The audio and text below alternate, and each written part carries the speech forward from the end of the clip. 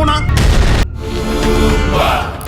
নমস্কার দাদারা, কেমন আছেন সবাই? হুব্বা সিনেমাটা নিয়ে কিছু কথা বলতে চাই, কারণ আজকালকার দিনে হুব্বা সিনেমাটির বাস্তব চিত্র আমরা আমাদের আশেপাশেই দেখতে পাই। তো একটু ইমাজিন করুন আসলে আমাদের সমাজে চলছেটা কি, ভবিষ্যৎ আমাদের কোন দিকে এগোচ্ছে। পার্ট টু পার্ট চেষ্টা করবো সত্যিটা তুলে ধরার। তো চলুন শুরু করি আজকের ভিডিও হুব্বা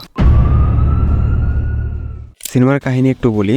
যারা দেখেছেন তারা তো জানেন কাহিনীটা আসলে কি, আর যারা জানেন না তাদের একটু ডিটেলস বলি, বুঝতে সুবিধা হবে। হুব্বা একজন গরিব ঘরের ছেলে। ছোটবেলায় বাবার নেশার কারণে তারা পড়াশোনা বেশি দূর এগোয়নি, যার কারণে নেশা, জুয়া এইসব অনৈতিক কাজে লিপ্ত হয়ে পড়ে হুব্বা। হুব্বা বড় হতে হতে সমাজে একটা খারাপ প্রভাব পড়তে থাকে তার ওপর। অনৈতিক কাজকর্ম, গালিগালাজ, নেশাপানি পান করা, বাবা মায়ের সাথে খারাপ ব্যবহার করা, পাড়ার লোকেদের ভয় দেখিয়ে কাবু করে রাখা, এমন আরো অনেক খারাপ কাজের সাথে লিপ্ত হয়ে যায় হুব্বা।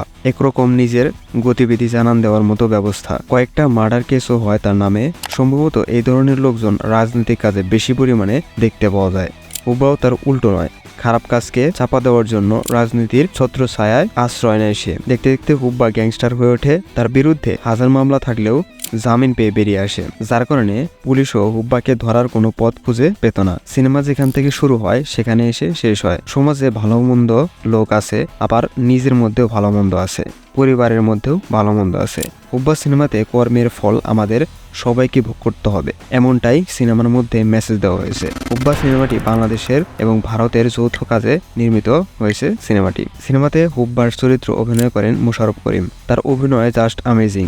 এক কথায় বলতে গেলে মোশাররফ করিম তার চরিত্রে একদম ঢুকে যান। কোথায় কেমন অ্যাক্টিং ডেলিভারি হবে, কোথায় কেমন ডায়লগ হবে, সেগুলো তার কাছে মনে হয় রিয়েল কোনো কাহিনীতে সে বর্তমান আছে। পুলিশ অফিসার চরিত্রে আছেন ইন্দ্রনীল সেনগুপ্ত। সিনেমাটি অ্যাকশন, ড্রামা, থ্রিলার কাহিনী নিয়ে নির্মিত। হুব্বাতে সব দেখতে পারবেন। একটা সমাজের ভালো চিত্র এবং খারাপ চিত্র দুইটাই একে অপরের পরিপূরক হিসাবে কাজ করে। আমরা যেটা দেখি সেটাই বিশ্বাস করি। হুব্বাতে সকল দিক এমনভাবে তুলে ধরা হয়েছে যে আপনি দেখলে বুঝতে পারবেন আপনার শয়তান আপনার ভেতরেও কিভাবে লুকিয়ে আছে। আমাদের সমাজে আমরা খারাপ মানুষ কিভাবে চিনি? অবশ্যই তার আচার আচরণ, ব্যবহার ইত্যাদি দেখে। কিন্তু একজন শিক্ষিত মানবিক মানুষ যদি খারাপ হয় তবে কিভাবে চিনবেন? তার মধ্যেও তো খারাপ আছে, কিন্তু আপনি তাকে চিনতে পারবেন না, কারণ সে তার চরিত্র সবার কাছে যেটা দেখায় সেটা আসলে তার আসল চরিত্র নাও হতে পারে।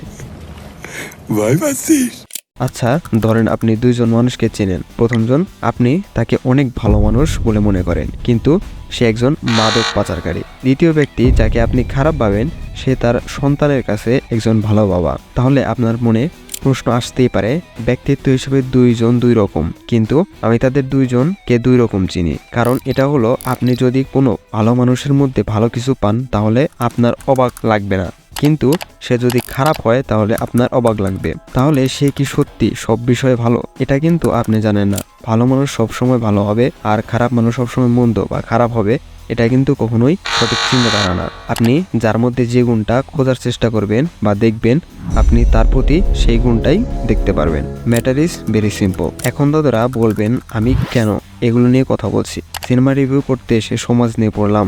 সিনেমা কি জন্য বানানো হয়? কিছু শেখার জন্য, তাই না? জনগণকে কিছু একটা মেসেজ দেওয়ার জন্য।